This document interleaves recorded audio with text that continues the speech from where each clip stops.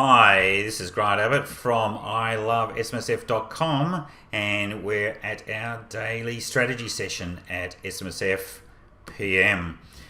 Today we're going to be looking at what happens when you go overseas, and it's pretty important with the modern Australian retiree not content to just travel around in a caravan across Australia, particularly the more well-heeled SMSF members. They might go and spend a year in Tuscany or travel Europe or go and see their children overseas.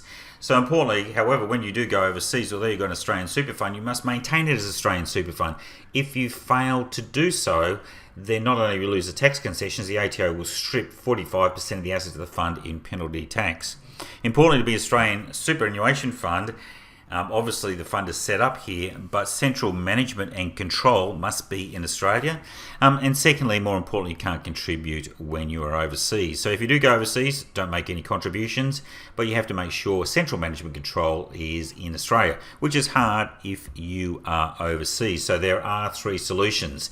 I go through this quite extensively in my book, The Guru's Guide to Self-Managed Super Funds. If you haven't got it, make sure you jump on ilovesmsf.com and get that book now. But essentially the three solutions: if you go overseas, you can put in place an approved trustee. That is someone who will actually come over and take the running of the fund. It's no longer a self-managed super fund, but a small APRA fund. It's not a bad solution in the long run. They'll make all the investment decisions, do all the paperwork, and it costs you about between 1 to 1.5% of the underlying assets of the fund.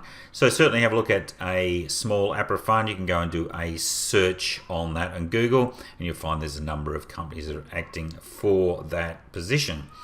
Second one is you can get someone who has your enduring power of attorney to act for you, which means you resign as trustee or director of a corporate trustee. They either take the trustee role or the directorship role of the corporate trustee. So effectively, provided they're Australian resident, which obviously you need to make sure is the case, they will take control of the fund.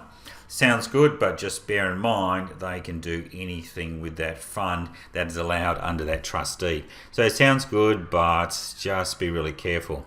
The final one, which comes out of a ruling from the Commissioner, is you can appoint an investment manager. That's someone who is actually going to draft up the investment strategy while you're away. You can still have input by way of email, telephone, do your Zoom or your conferencing. But essentially they're the ones who sign off all the investments. That seems to me to be one of the best solutions. Main thing is, with a 47% penalty, just watch out and make sure you get really good advice from a professional. It's Grant Abbott signing off from ilovesmsf.com.